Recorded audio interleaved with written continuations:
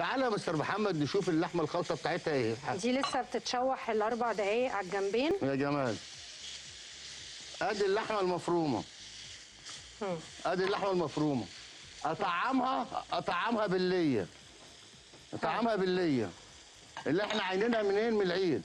اديها تفل بصل، واديها طماطم لحم، واديها فلفل رومي، واقدر اديها فلفل حار حسب الرغبه.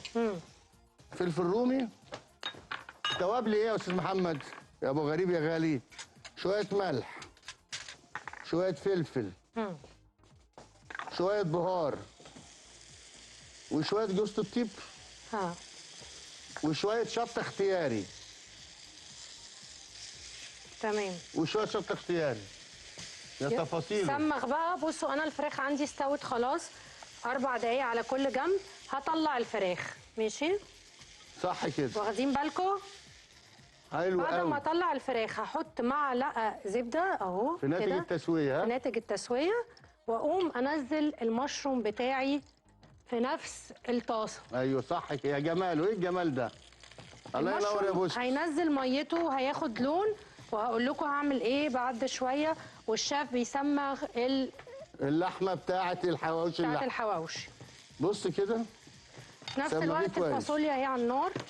انا بحب اسيبها طويله كده ما تتقطعش عشان نستمتع بشكلها وطعمها. الله ينور.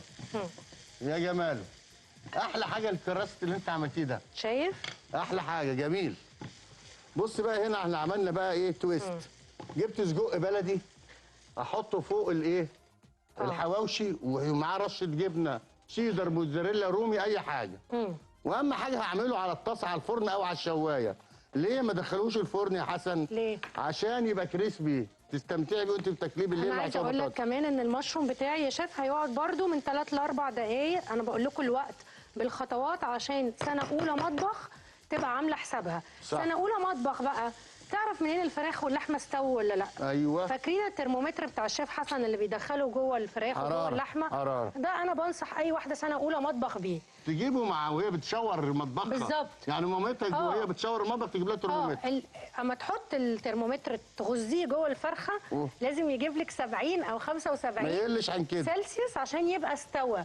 فما تقعديش بقى كل شويه. اصلا في سنه اولى مطبخ كنت بعمل ايه؟ كل شويه اقطع حته دوق وتشوفي جوه تفتحيها من جوه. الاكل يتقدم بتكون نص الفرخه باظت راحت ونص الستيك راح. ده حقيقي.